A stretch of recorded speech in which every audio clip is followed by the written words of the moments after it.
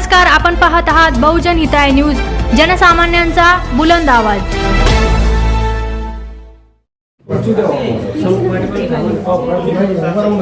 बसून करायचे पुढे झाला भैया तुमच्या साहेब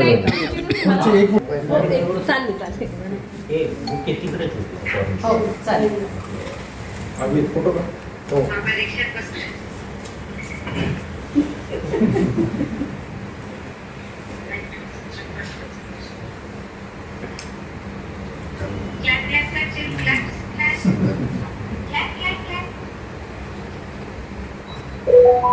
थँक्यू।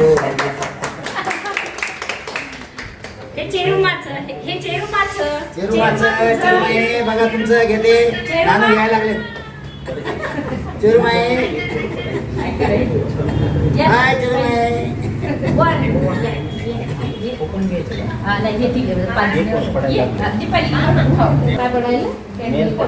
मेन पडायला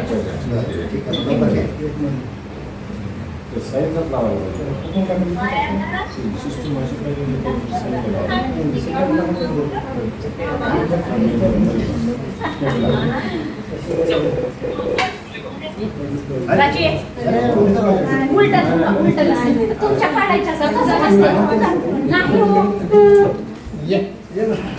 पहिले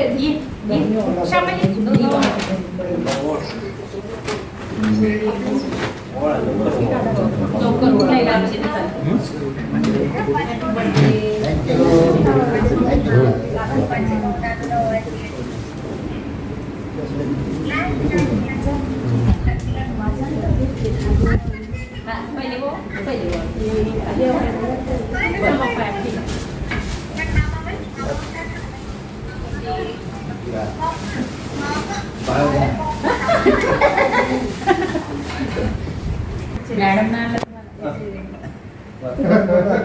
परत रिवर्स घेतलं आहे ना ती पहिली आणलं ना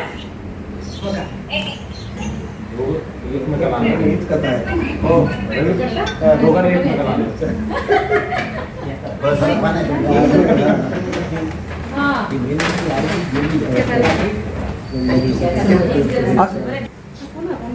साहेबांच्या 8व्या वर्गापासून मित्र आहे उपअभियंता केक कट करू आणि मग हा ते मेणबत्ती ठेवायचं इकडे ना तू इकडे जयवीर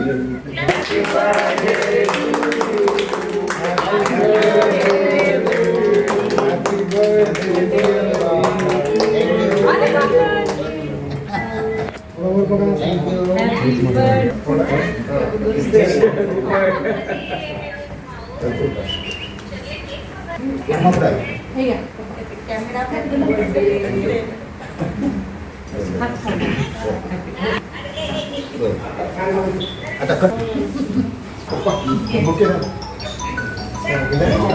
बरं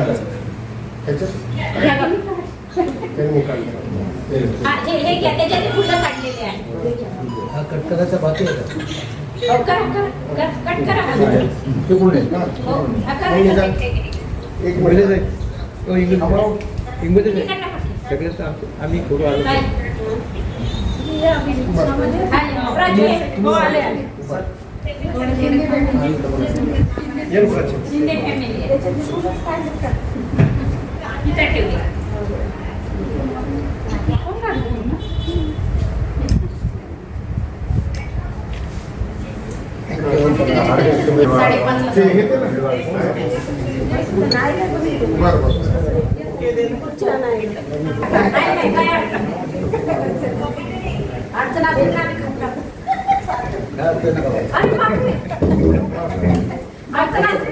सगळेजण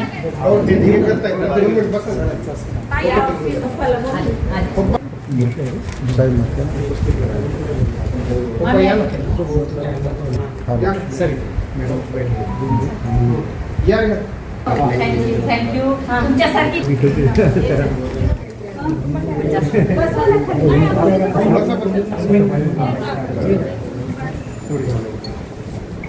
टोपी व्यवस्थित करा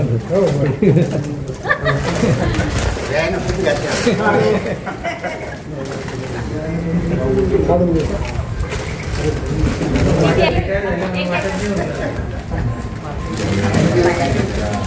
सुरू साहेबांचा वाढदिवस आहे, तर या संदर्भात काय म्हणतो?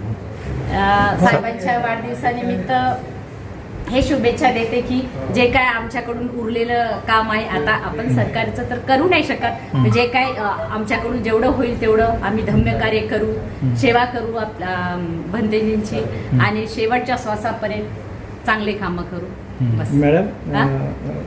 आदरणीय सरांसारखा कर्तृत्ववान बुद्धिमान माणूस आपल्याला लावला, एक सहधर्मचारिणी म्हणून आपल्याला सरांच्याबद्दल काय म्हणून खूप अभिमान वाटते, खूप अभिमान वाटते. आम्ही साहेब लेक्चरर होते, आम्ही भरपूर कष्ट केलेले आहेत, आणि सर्वात जास्त मला त्रास झाला, कारण आमची 4-4 महिने तेव्हा पगार होत नव्हती, सुट्ट्या घेऊन अभ्यास करावा लागायचा.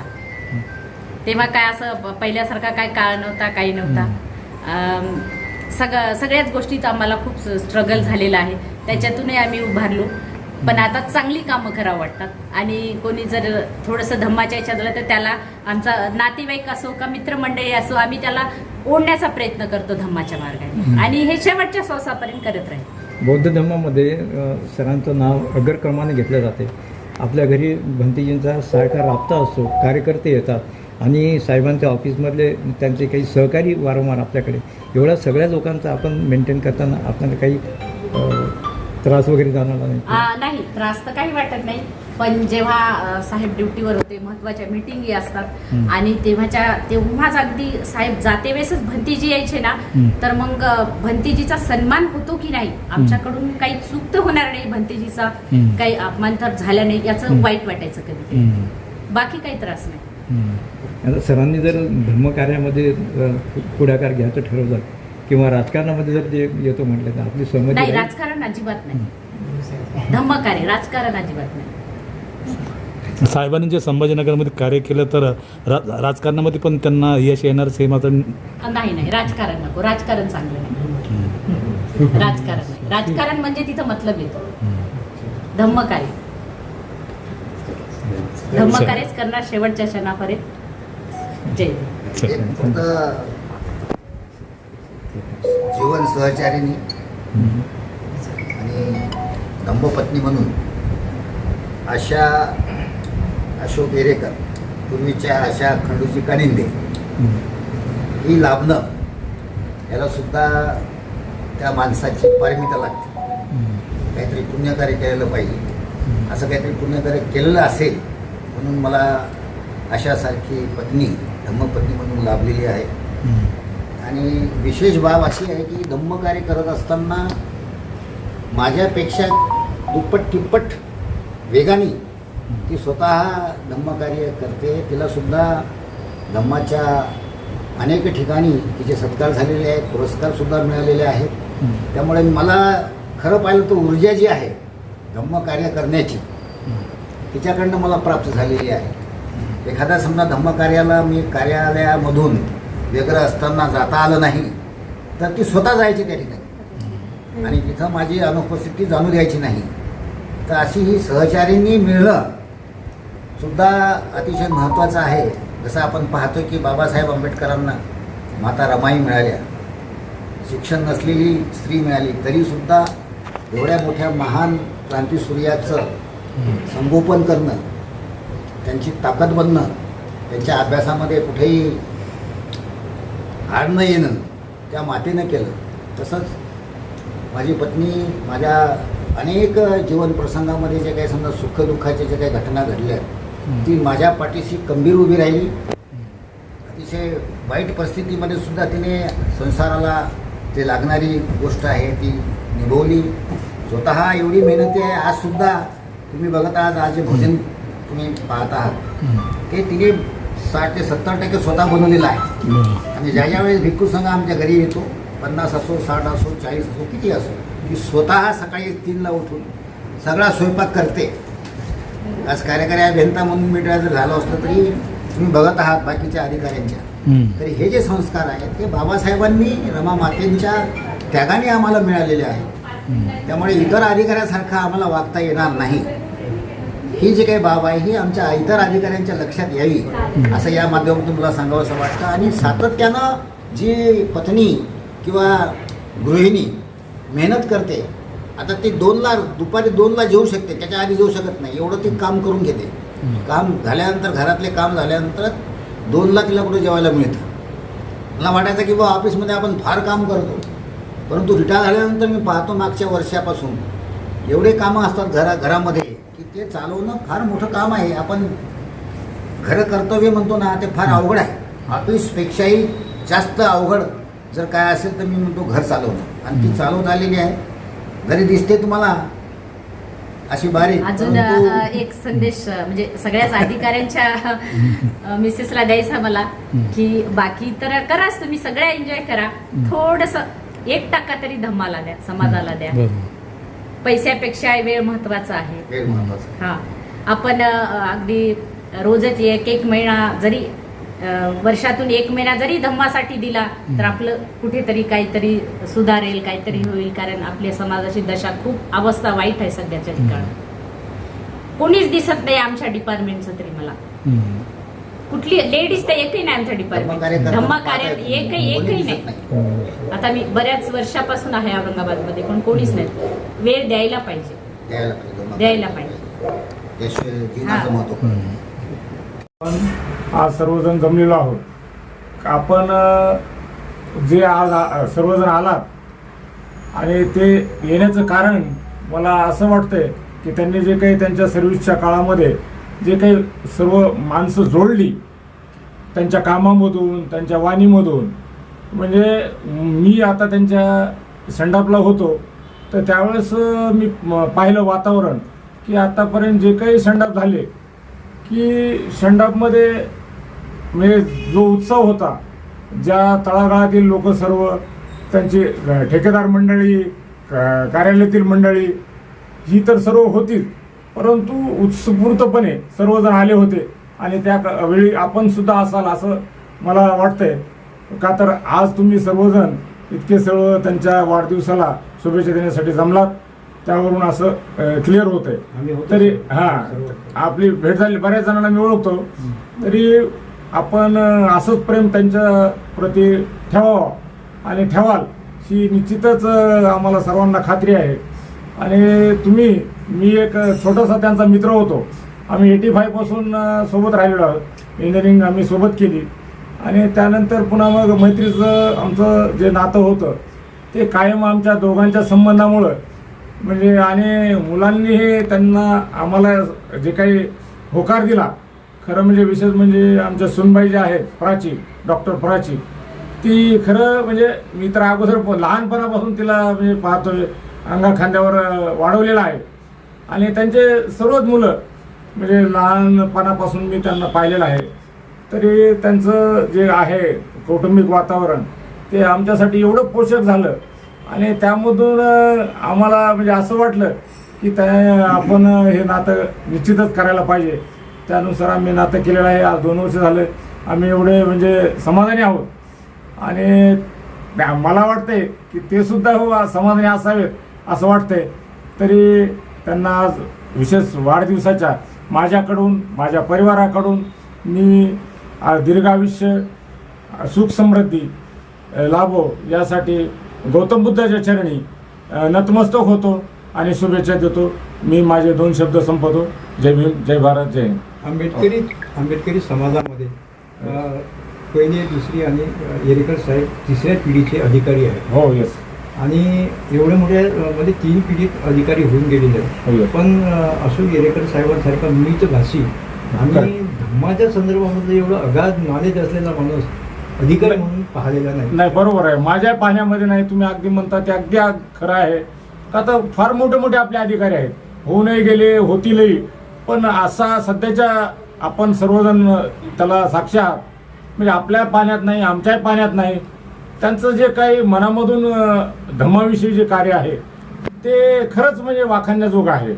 आणि आपल्याला तर माहीत आहे त्यांनी म्हणजे त्यांच्या पदावर असताना जेवढं काही म्हणजे आपल्याला बौद्ध विहारासाठी वगैरे कार्य करता येईल तेवढं सहकार्य केलेलं आहे. आणि ते निश्चितच छत्रपती संभाजीनगरकरांना स्मरणामध्ये राहील. आपली पिढीतच त्यांचं म्हणजे जाण ठेवतीलच. आणि त्यामुळेच आपण इथं आज आलात हे विशेष करून मला म्हणजे जाणवत आहे. आणि मला पाहिल्या आपण एवढे म्हणजे सर्वजण पत्रकार मंडळी, त्यांचे स्नेही आणि सर्व मित्रमंडळी आलात, त्यावरूनच असं एकदम ऊर भरून आला माझा.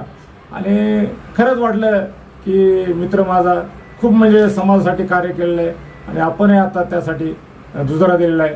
तरी परत एकदा त्यांना माझ्याकडून शुभेच्छा, त्यांचं दीर्घायुष्य लाभण्यासाठी, त्यांना सामाजिक कार्य करण्यासाठी आणि जे काही आपला सर्वांसाठी कार्य करतात त्यासाठी त्यांना बळ मिळो.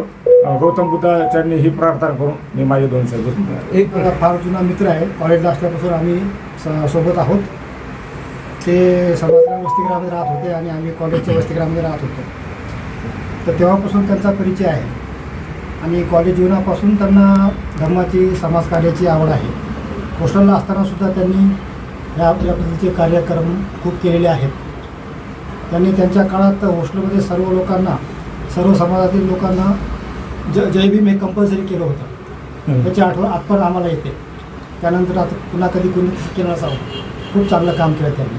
आणि नंतर मग त्यांच्या नंतरच्या नोकरी वगैरे लागल्यानंतर पण त्यांनी समाजासाठी खूप काम केलं चांगल्या पद्धतीने. त्यांना वाचनाची खूप आवड होती आणि गौतम बुद्धावर फार महत्त्वाचं त्यांचं बौद्ध धर्मामध्ये फारच मोठी श्रद्धा आणि त्यांनी खूप मोठं कार्य केलं. त्याबद्दल रोज स्वतः ते सर्व धम्मवंदना वगैरे घेतल्याशिवाय राहत नाही. ते त्यांनी पहिल्यापासूनच सवय अंगी बाणवलेली आहे आणि त्याबद्दल आम्हाला पण फार म्हणजे कौतुक वाटतं खूप. समाजातील दुःखी पीडित अशा लोकांना सातत्यानं मदत करण्यामध्ये अशोक येळेकर साहेबांना खूप आनंद वाटतो. हो. कोण्या मुलीचं शिक्षण लागलं असेल, कोणत्या एखादा ऑपरेशनसाठी दवाखान्यामध्ये रेंगाळत पडलेला आहे एखाद्यामध्ये असं, किंवा समाजातले असे काही दुःखी पीडित लोक असतील अशांना मदत करण्यामध्ये साहेबांना मनस्वी आनंद वाटतो. तथागताची ही करुणा त्यांच्या हृदयात वास करते. आपण कसे बघता याकडे? जी करुणा त्यांच्या मनामध्ये आहे ती त्यांनी फक्त मनामध्ये न ठेवता समाजाला जाणवेल, दिसेल या पद्धतीने त्यांनी समाजामध्ये कार्य केलेलं आहे. सर्व लोकांना वेळोवेळी मदत केलेली आहे, सर्व घराघरातील लोकांना. आणि विशेष म्हणजे त्यांनी औरंगाबाद शहराच्या परिसरामध्ये जे माझ्या माहितीप्रमाणे 110च्या पेक्षा जास्त विहाराचं कामं केलेली आहेत व्यवस्थितपणे. त्या आजूबाजूचा त्यांचा विकास केला आणि त्यांना अप्रोच रोड वगैरे तयार करून दिले. असे सगळे खूप चांगले कामं केले त्यांनी. जटवाडाकडचा रोड केला. या परिसरातल्या बऱ्याच आणि सर्वात मोठा त्यांचा प्रोजेक्ट म्हणजे मैत्री बुद्ध विहार जे आहे उस्मानपुरा परिसरामध्ये एकनाथनगरच्या जवळचं, ते जवळपास 5-5.5 कोटीचा मोठा प्रोजेक्ट त्यांच्या हाताने पूर्ण झाला आहे आणि फार चांगल्या पद्धतीने त्यांनी त्याचं काम व्यवस्थित पूर्ण करून घेतलेलं आहे. ते म्हणजे शहरामध्ये आठवण राहील सर्वांनाच त्या प्रोजेक्टची. भीमटेकडी अजून बुद्ध लेण्याचा जो विकास झाला त्यामुळे पूर्ण समाज समाधानी झाला. अजूनही साहेबांचं नाव घेत आहे की त्यांच्यामुळे हे रोडाचं काम सगळं झालेलं आहे. भीमटेकडीमध्ये पुन्हा बुद्ध लेणीमध्ये तिकडच्या परिसरात पण त्यांनी चांगले कामं केलेली आहेत. विद्यापीठ परिसरामध्ये पण त्यांच्या हस्ते खूप चांगले कामं झालेली आहेत. डॉक्टर बाबासाहेब आंबेडकर भडकल गेटचं स्टॅच्यूचं काम पण साहेबाच्या हाताने उद्घाटन झालं, त्याची सुरुवात केली. गोपीनाथ मुंडे साहेब आणि प्रमोद महाजन यांनी जे डॉक्टर आंबेडकर स्टेडियमसाठी जो निधी दिला होता त्या स्टेडियमचं अतिशय उत्कृष्ट काम सरांच्या नेतृत्वामध्ये त्यांच्या घडलं. त्यांनी म्हणजे आपल्या भेटलेल्या कृतीचा खूप चांगल्या पद्धतीने समाजाला खूप मदत होईल, उपयोग होईल या पद्धतीने उपयोग केला. अधिकाराचे बाबासाहेब जे म्हटले होते की तुम्ही मोक्याच्या जागा प्राप्त करा, त्याप्रमाणे त्यांनी मोक्याची जागा प्राप्त करून कार्यकारी अभियंता म्हणून त्यांनी फार मोठे काम केले आहे. आपण एक समाजातले एक अतिशय उच्च दर्जाचे अधिकारी, धम्मामध्ये अगाध असं नॉलेज असलेले, बहुंशी आपण धम्मचारी म्हणून आपली ख्याती आहे. आपण आपल्या सर्व्हिसमध्ये खूप उत्कृष्ट कामगिरी पार पडलेली आहे. आपण या संदर्भात कृतार्थ आहात, समाधानी आहात?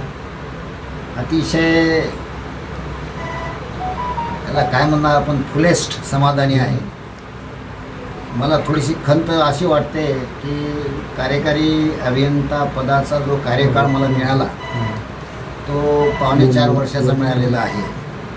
मी सहाय्यक अभियंता श्रेणी 1 म्हणून 2000 साली सिलेक्शन झालं होतं आणि या दीर्घ काळामध्ये मला फक्त एकच प्रमोशन मिळालं आणि तेही एक 3.5 ते 4.5 वर्षाचा कार्यकाल मला मिळाला. कार्यकारी अभियंत्या पदाचा अनुभव नसताना छत्रपती संभाजीनगर या ठिकाणी कार्यकारी अभियंता प्रमोशन मिळून त्या ठिकाणी बसणं हे आपण सर्वजण पत्रकार आहात किती चॅलेंजिंग आहे याची कल्पना आपल्याला आहेच. परंतु बुद्ध तत्त्वज्ञान आणि बाबासाहेबांनी सांगितलेलं जे काही धम्माचं ज्ञान आहे त्याचा परिपूर्ण अभ्यास केला होता आणि धम्मावर आगाढ श्रद्धा असल्यामुळे मी त्यावेळी जे काही पॉलिटिकल वातावरण होतं त्याचा पॉझिटिव्ह फायदा घेऊन आणि धम्मबळावर छत्रपती संभाजीनगरची चेअर मिळवण्यास यशस्वी झालो. चेअरवर बसण्यापूर्वी आदरणीय आमचे गुरु बोधिपालो महाथेरो यांचं आणि भिक्खू संघाचं दर्शन घेऊन त्या चेअरवर बसलो आणि चेअरवर बसल्यानंतर सातत्यानं बाबासाहेब समोर दिसतील अशा माझ्या ऑफिसमध्ये मी रचना केलेली आहे. बाबासाहेब आणि बाबासाहेबांचे 3 गुरु, पहिले महात्मा बुद्ध, महात्मा फुले आणि कबीर, संत कबीर हे मला दिसतील. यासाठी मला दिसतील की त्यांनी जे काही सांगितलेलं आहे की मोक्याच्या माऱ्याच्या जागा मिळवल्यानंतर तुम्हाला नेमकं काय करायचं आहे खुर्चीवर बसल्यानंतर, तर धम्मकार्य करायचं आहे. आणि जेवढं जमल बाबासाहेबांचे ऋणातून तर आपण या जन्मी काय कुठल्या जन्मी मुक्त होणार नाही, परंतु त्यांच्या ऋणातून थोडं काही होईना जेवढं आपल्याला या जन्मामध्ये आयुष्य मिळालेलं आहे किंवा नोकरीचा चान्स मिळालेला आहे त्याचा मी फायदा घेण्याचा प्रयत्न केला. आणि 24/7 सातत्यानं मी ऑफिसचे कामं करत असताना नेहमी बघायचो की मला काय समाजकार्य करता येईल, काय धम्मकार्य करता येईल आणि या खुर्चीचा फायदा कसा करता येईल हे सातत्यानं 24/7 माझ्या मनामध्ये राहायचं, चित्तामध्ये राहायचं. आणि ज्या ज्या वेळेस मला शक्य होतं त्या त्या काळात मी तेवढे प्रपोजल पाठवले आणि प्रचंड असा मोठा प्रतिसाद धम्मबलाने बाबासाहेबाच्या रूपाने धम्माच्या रूपाने मला मिळाला. आणि एवढे मोठे प्रकल्प मला म्हणजे मी आता सांगू शकणार नाही, एवढे 50 ते 60 प्रकल्प मोठ्या स्पीडनी गतीने मी ते पूर्ण करू शकलो. आणि जे प्रकल्प एक बुद्धिस्ट अधिकारी म्हणून मी पार पाडू शकलो तो म्हणजे भडकल गेटचा मोठा पुतळा जो आहे, मोठा परिसर जो आहे, बाबासाहेबांचा पुतळा काढणे हे सहज शक्य नाही. आणि तिथे माझ्या व्यतिरिक्त कुठलाही अधिकारी जर असता तर करू शकला नसता याचा मला ठाम विश्वास आहे. केवळ धम्मबळाने आणि मी समाजकार्य करत असल्यामुळे आणि समाज आणि जनमानसामध्ये माझी प्रतिमा ही एक धम्मसेवक असल्याकारणाने मला पूर्ण संभाजीनगरच्या लोकांनी उपासक उपासिकांनी मदत केली आणि तो मोठा प्रकल्प सुरू करण्यास मला मदत केली. त्याचप्रमाणे तुम्हाला माहीत आहे की या ठिकाणी लेबर कॉलनी होती, जवळपास 25 ते 26 वर्षापासून ती रेंगाळत पडली होती. जवळपास 15 एकर जागा 2000 कोटीचा प्रकल्प त्या ठिकाणी आता सुरू आहे. ती जागा मला विस्कळीत करता आली, तिथली जे काही अतिक्रमणं आहेत ती मला काढता आली. हे फार मोठं काम त्या ठिकाणी जर माझ्या दुसरा कुठला एखादा अधिकारी असता नॉन बुद्धिस्ट तर तो उत्कृष्ट अभियंता म्हणून त्याला पुरस्कार शासनातर्फे मिळाला असता. परंतु तुम्हाला माहीतच आहे की सरकार जे आहे ते मनुवादी आहे आणि त्यामुळं मला काय तेवढा काय फारसा रिस्पॉन्स न मिळता माझी चौकशी सुरू झाली. काय तर म्हणे बाबा भंगार विकलं वगैरे असे आरोप माझ्यावर झाले. परंतु धम्मबळामध्ये मी ते पूर्णपणे पार पाडले आणि त्याच्यातून सुद्धा सुटलो. सर्वांचे आपले प्रेम मला या ठिकाणी भरभरून मिळालेले आहे. अतिशय संभाजीनगरमध्ये मला जवळपास 110पेक्षाही जास्त विहाराचे कामं करता आले. समाधानी आहे. आणि ज्या खुर्चीवर बसून मला जे काही या ठिकाणी धम्मकार्य करता आलं आणि बाबासाहेबांच्या या धम्मक्रांतीमुळं ते शक्य झालं. नाहीतर मी खेड्यातला होतो. खेड्यात असताना मोठे दादा आमचे शेतात काम करायचे, मजुरी करायचे. त्यावेळेस ठरवलं होतं की आपल्याला या परिस्थितीतून एकच वाचू शकते ते म्हणजे शिक्षण. बाबासाहेबांनी सांगितलं होतं शिका, संघटित व्हा आणि संघर्ष करा. हे शिक्षण घेतल्यानंतर माणूस कसा करतो, वाघासारखा डरकाळी फोडतो है ना, आणि तो निडर राहतो. निडर यासाठी राहतो की तो अष्टशिला आणि पंचशिलेचं पालन करतो. आणि जो अधिकारी किंवा जो मानव पंचशिला किंवा अष्टशिलाचं पालन करेल त्याला संकट येतील पण त्या संकटावर मात करण्याची क्षमता त्याच्या अंगी बाबासाहेबांच्या आणि बुद्धाच्या रूपानं प्राप्त होते. तुमच्या केसालाही धक्का लागत नाही याचा अनुभव प्रत्यक्ष मी आणि आपण सुद्धा या ठिकाणी घेतलेला आहे. हे फार मोठं कवच आहे. तुम्हाला माहीत आहे की मागं एक मराठ्यांचा नेता उपोषणाला बसला होता ओबीसीच्या लोकांच्या आरक्षणासाठी. त्या काळामध्ये पुणे करार झाला. बाबासाहेबांच्या विरुद्ध महात्मा गांधी बसले होते उपोषणाला. महात्मा गांधी किती मोठं व्यक्तिमत्व होतं, म्हणजे जवळपास हिंदू राष्ट्राचे मेन नेते होते. ते जर उपोषणाला बसले तर बाबासाहेबांना त्या काळी काय अडचणी आल्या असत्या, किती त्यांना धमक्या आल्या असतील, पण त्यांच्या केसालाही धक्का न होते आणि ज्ञानपिपासू होते. यावरून मी बोध घेतला आणि त्या खुर्चीवर बसलो आणि जे काही आज मला करता आलं अतिशय समाधानी आहे. फक्त एवढंच की कालावधी जो आहे तो कमी मिळाला, नाही तर आणखी मोठ्या प्रमाणात काम करता आले असते. बाबांनी माझ्या अशोक नाव ठेवल्यामुळे सातत्यानं सम्राट अशोकाचं चेहरा आणि त्यांचं कार्य माझ्या समोर राहायचं. 84,000 बांधले का, मग आपण कमीत कमी 84 तरी बांधावं. ही खुणगाठ मी बांधली आणि खुर्चीवर बसल्यानंतर कामाला सुरुवात केली आणि मी 110पेक्षा जास्त विहार या संभाजीनगरमध्ये बांधू शकलो. हे केवळ आणि केवळ बाबासाहेबांच्या धम्मक्रांतीमुळं, शिक्षणाच्या क्रांतीमुळं घडतं. आणि जो कोणी मानव कुठल्याही समाजाचा असेल, तो मुस्लिम असेल, हिंदू असेल, ख्रिश्चन असेल किंवा कुठल्याही जातीचा जमातीचा असो, जो कोणी मानव बुद्ध आणि बाबासाहेबांच्या विचाराने जाईल त्याचा विकास या जगामध्ये कोणीही थांबवू शकणार नाही, असा माझा ठाम विश्वास आहे, स्वतःचा विश्वास आहे. आणि तुम्ही बघताय की माझा पुतण्यासुद्धा आज अमरावतीसारख्या जिल्ह्याचा जिल्हाधिकारी आहे. आज येरेकर परिवार फार मोठा आणि फार सशक्त असा आहे आणि हे केवळ बाबासाहेबांच्या धम्मक्रांतीमुळं आणि जे काही बाबासाहेबांनी आपल्याला लिहिलं आहे त्या क्रांतीमुळं घडत आहे. याच्यात काही चमत्कार नाही. आपल्याला सगळ्यांना मी विनंती करतो की आपण सुद्धा पंचशीलेचं पालन करा. आपल्या जीवनामध्ये, आपल्या पुढच्या भावी आयुष्यामध्ये निश्चितपणे फरक पडेल. इथून पुढे जे काही माझं आयुष्य आहे ते मी धम्मकार्य, समाजकार्यासंबंधी घालवणार आहे. आजकाल तुम्ही बघताय जिकडं तिकडं अंधाधुंद चाललेली आहे. आपला देश संकटात आहे, रिझर्वेशनला धोका आहे. जेवढं जमेल तेवढं आपलं जे काही बाबासाहेबांनी हत्यार दिलेलं आहे ते संविधान आहे. आपली आबरू, आपली इज्जत म्हणजे संविधान आहे. ते वाचवण्यासाठी आपण तनमन धनाने प्रयत्न करावेत असं मी या ठिकाणी सगळ्यांना आवाहन करतो. आपण सर्व आलात, पत्रकार बंधूंचं विशेष प्रेम माझ्यावर आहे. सर्वांना जय भीम, सत्यम.